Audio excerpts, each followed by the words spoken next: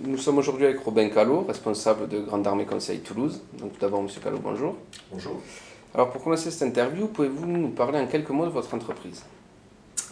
Alors, Grande Armée Conseil Toulouse est une filiale de Grande Armée, du cabinet Grande Armée Conseil, dont le siège est à Paris.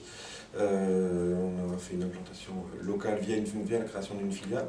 Le métier de Grande Armée, c'est l'accompagnement à l'international, l'accompagnement en financement d'innovation. D'accord. Quelle est selon vous la clé de votre réussite? La clé de notre réussite est due déjà à notre génétique.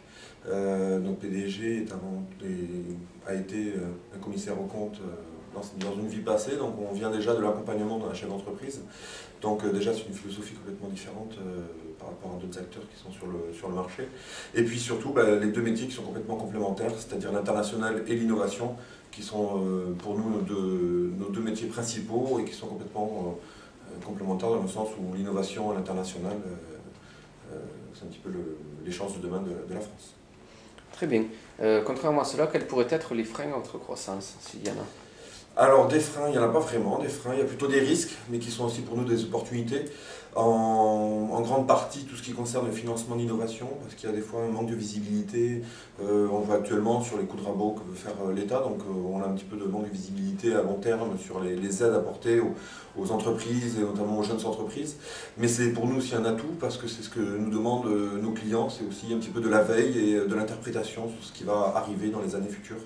Donc voilà, ça reste un frein, mais pour nous une grosse opportunité aussi d'éclairer nos clients. Bien. Et ressentez-vous un dynamisme particulier dans votre secteur, dans la région toulousaine? Alors dynamisme, oui, il n'y a qu'à voir déjà certains confrères qui cherchent à s'implanter sur Toulouse. Ça montre que Toulouse est une région très intéressante. Deuxièmement, pas besoin d'aller très très loin pour voir que l'actualité est positive. Cette semaine, tous les projets du Fonds unique interministériel, le FUI, il y a une douzaine de projets labellisés pour les différents pôles de compétitivité. Donc on voit que la R&D et l'innovation sont vraiment les grosses actualités sur la région Midi-Pyrénées. Alors justement, quelle est votre actualité? L'actualité, il y a plusieurs choses.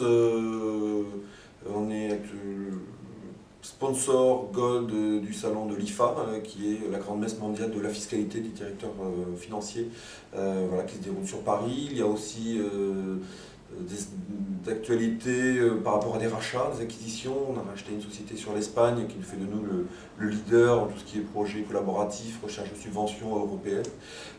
Deuxièmement, le rachat d'une autre société au Canada qui fait de nous le premier acteur au Canada en financement d'innovation. Et puis aussi l'ouverture toute récente aussi du bureau à Singapour. Pour offrir un petit peu comme une base arrière à nos clients et pouvoir inonder que ce soit l'Océanie ou la Chine. D'accord. Et justement, avez-vous des projets à plus long terme, disons horizon 6-12 mois, voire un peu plus? Alors, un petit peu sur la même dynamique, ça va être peut-être des rachats de sociétés, et puis l'ouverture d'autres bureaux, parce qu'on est implanté dans plusieurs pays. Il nous en reste d'autres. Actuellement, on est en train de faire un voyage avec le député Dominique Bussereau sur la Chine pour des échanges avec la France et la Chine. Donc il se peut que peut-être un jour on soit implanté en Chine et au lieu de tout faire depuis Singapour. D'accord, très bien. Alors donc, nous allons maintenant faire le lien entre l'Attic Valley et votre entreprise. Alors justement, que vous apporte l'Attic Valley?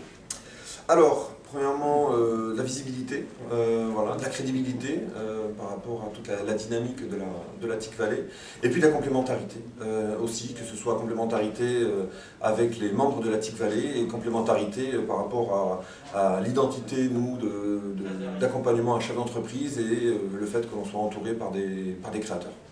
D'accord, et justement, en quoi pensez-vous que la TIC Valley est plus favorable au développement qu'un autre type de structure?